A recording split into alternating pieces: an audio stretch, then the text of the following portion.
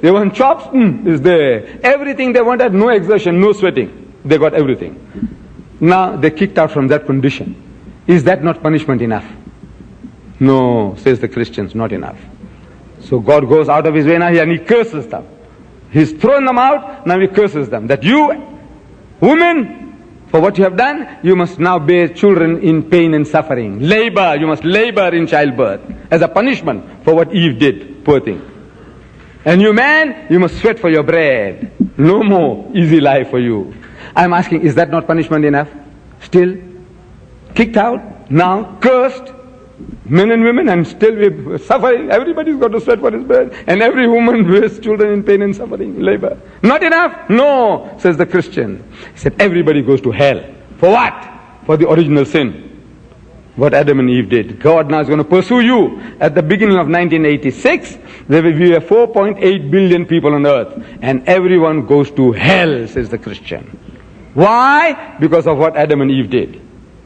The original sin. You inherited it. It's part of your nature now. And God is going to make you to pay for that. Kicked out of the garden. Sweating for my bread. Woman bearing children in pain and suffering. Not enough. Now he's going to put us all in hell. For what Adam did. I'm asking, brother, did Adam ask you before eating the apple? Did he? He asked you. Shall I eat the apple? Did he ask you? No. My sister there, did he ask you before eating the apple? How can God hold you responsible? Is he a lunatic? This God is a lunatic, going to make you responsible for something that you were not consulted about? Does it make sense? It's a, Major Yeats Brown, in his Life of a Bengal Lancer, he says, no heathen tribe has ever conceived so grotesque an idea, such a filthy, dirty idea. No heathen tribe, no backward nation, no South Sea Islander or Papuan ever conceived so grotesque an idea, involving as it does the assumption that man was born with a hereditary stain upon him. This inherited from Adam. And for this stain, for which he was not personally responsible, was to be atoned for. And that the creator of all things had to sacrifice his only begotten son to neutralize this mysterious curse. He says, no heathen tribe has ever conceived such a nonsensical idea. But the man who lands on the moon, he tells you that. Same guy sitting on his backside here in America is telling the Jews in 73, he said, look, the Arabs are on the move. The Arabs are on the march. They are moving. The guys didn't heed the warning. He said, we know these Arabs, man. Every time they come into battle, before that they shout. So we'll hit you, we'll do this, and we're coming. He said, no. This is not the Arab way, to work silently, softly. So they were caught off guard, 73. First time in the history of Arab-Israeli conflict, caught off guard, because they didn't heed this, their godfather here. If they'd heeded, Sadat could never have crossed the Bar-Lev line. He could have never done it. He could never have gone into the Sinai. You see? So I said, this guy here, can he be wrong? The answer is no. So whatever he says must be true. I said, look, my brothers, please, don't allow people to pull wool over your eyes. Think, man, think. See, this is the most nonsensical idea on earth. Adam and Eve sinning, and you're going to go to hell for that. And the way out is that the same God now, he knows there's no way. No way he can change these people. So he must come down to earth. Go into a woman's womb and live there for 9 months. Born like any other human child. With all the filth and the muck, which made his mother impure for 40 days, says the Bible. Circumcised on the 8th day. Circumcised on the 8th day. Living like any other human. Eating food. Drinking milk from his mother's breast, wetting his napkins, eating food, having a call of nature, and beaten and chased around.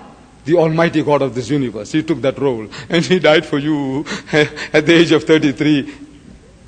Please, brothers, now, what is this? What is this? Where did you get all these things from? Give us an opportunity. It's about time that the Muslims took it up. That these most nonsensical ideas on earth are getting converts. They're stealing your children in your own countries. You are here. You are God sent here. You.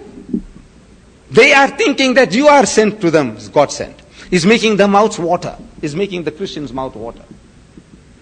You see, he says these expatriates, these students, you see, now we have stupendous advantages against them, which we never had before. I have to explain this.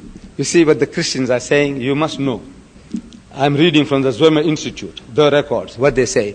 They say that, you see, we have 5 advantages against the Muslims. Now, which we never had before. Number one, we can now work from a home base. We live in Tucson with our wife and children, and we can go and catch up these guys one by one. Home base. We don't have to go to foreign lands, thousands of miles away. From home base, they can work. From the comforts of their own homes, they can work. Number one. Number two, so culturally, these guys, you people, are fit to receive the message, culturally. They, in Bangladesh, they have to sit on the floor, on the mat, flies buzzing, and the smoke coming from the kitchen, smarting the eyes. Here, nice, comfortable, your sofa, chairs, your dining table and your chairs, your air-conditioned homes, everything. Culturally, you are fit to receive the message. They is a backward people. They have to go and sit down and reach down to their level. Two. Linguistically, they have to learn the language of the native. If they went to Bangladesh, they must learn Bangladeshi. They go to Pakistan, they must learn Urdu. They come to Africa, in my country, they have to learn Zulu. Wherever they go, they have to learn the language of the native. Now you have learned his language. Made it easy for him to talk to you. Linguistically, he's got one on you now, which he hasn't got in the rest of the world, third world. He's got no option. He must learn the language of the native. Previously, if they converted a man, he was a sore thumb, wherever. You see, because in a village, one has become a murtad, an apostate, and everybody says, I won't use the word, well, how you feel. A traitor, a blasphemer, look at this, that guy there, Deedat. What has happened to him? He's gone mad. Right? But now, he says he can be absorbed in the majority. 240 million Americans. To get one more, easy. 2 more, 1,000 more, all can be absorbed. There you can't be absorbed. You are a sore thumb in your community, wherever you are. Another advantage. Number 5, he said, the governments are not happy that you creating a 5th column in their midst. They're not happy. Like Pakistan. You think they're happy? That in Sialkot there are more than 100,000 Christians. In Sialkot, is on the border with India. A potential 5th column of over 100,000. Are they happy? They're not happy. But they can do nothing about it. You see, they're not happy. Though they're doing nothing about it, they're not happy. Here, the government is happy. Christianize them and make them one of our own. Let them eat the pig. We can sell more bacon. Let them make them to drink. That we can sell more alcohol. Man, let them enjoy. Let us make them one like us. That they don't start coming smarting us and telling us where we are wrong.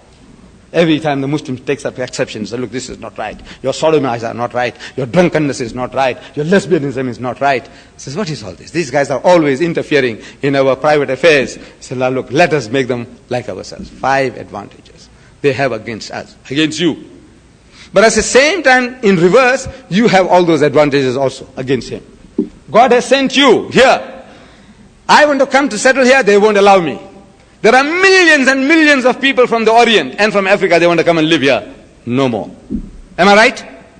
You can't come and live here. Yes, unless you're a professor, millionaire, something. Brain drain, they like to keep you. Brain drain. They want to drain our brains. Get them here. But the millions who want to come here, no hope. No hope for them. But you are here. Here is Allah giving you an opportunity to go and deliver the message. To go and do the job. I don't know what excuse you are here. For studies? Maybe. For livelihood? Maybe. But this is a God-said opportunity for you. You can also work from a home base. You can also speak in His language. You see, all the advantages He's claiming against you, you also have against Him. Not to that extent, but you have. I says, go to town. My brothers and sisters, go to town. Go and deliver the message of Islam. And Allah is promising you, and He's given you a deen that is to master, overcome and supersede them all. Bulldoze them all. Kulli. This is the destiny of His deen. It's your privilege to go and fulfill His promise. Wa'adallahu haq. And the promise of Allah is true. Yes, the next question. Assalamu alaikum. This is not my original question. This is a question from the audience in the back, probably a female, okay? If we're not original sinners, why was Jesus baptized in the Jordan River by John the Baptist? What's the question again? If it were not original sinners, why was Jesus baptized in the Jordan River by John the Baptist? It looks like a Christian question. Yeah, it is, probably. So, if it was not for the